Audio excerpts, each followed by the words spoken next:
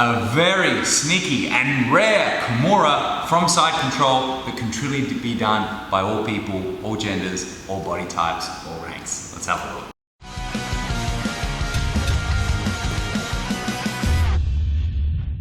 Hey guys, Coach Tom here. I'm here today with student Paul and we're going to have a look at one of my favorite Kimuras. It's very unorthodox. It really is actually very similar to a lot of other Kimuras, but you'll see it looks wildly different, and I believe it's wildly different and better.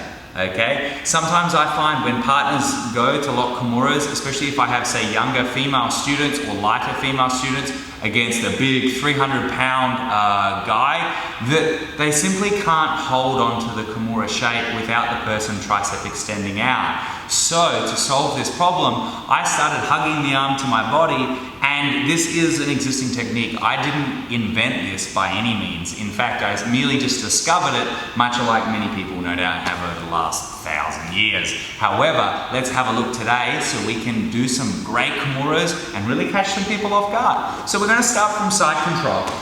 So my partner here is in side control.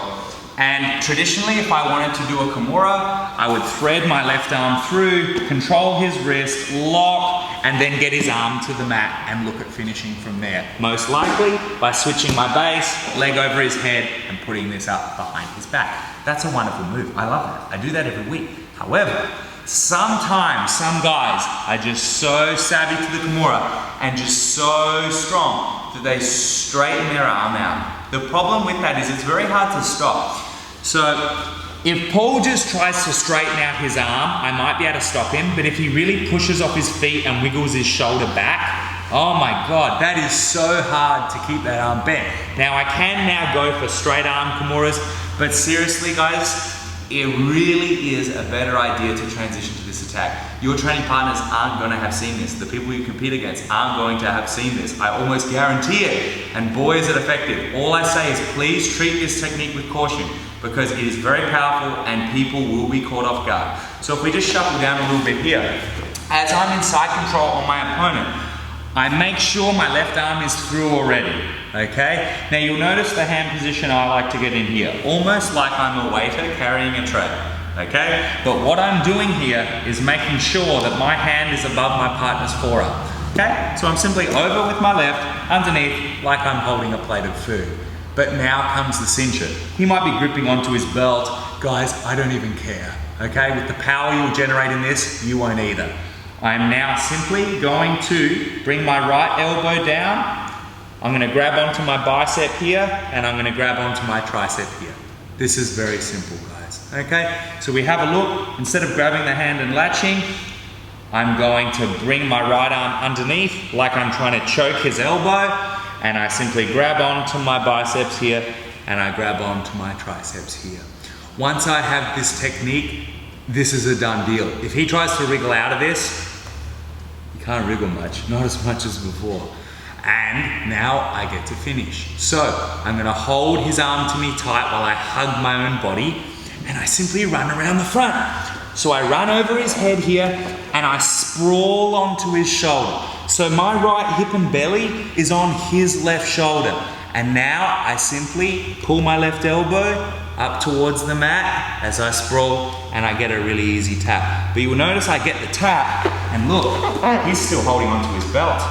I don't even care. So if we get back into the position, I've got my left arm through and I lock it up. Once I've got this, all I need to do is mosey on around and lie on his left shoulder.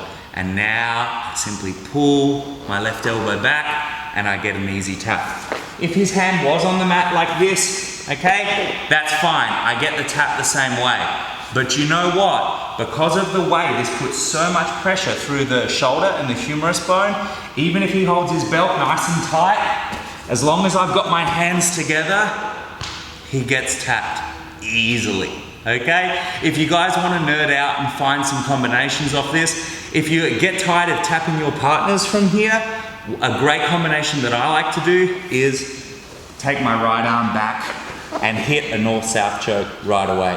So if you get bored, feel free to try that one. So one more time here at speed.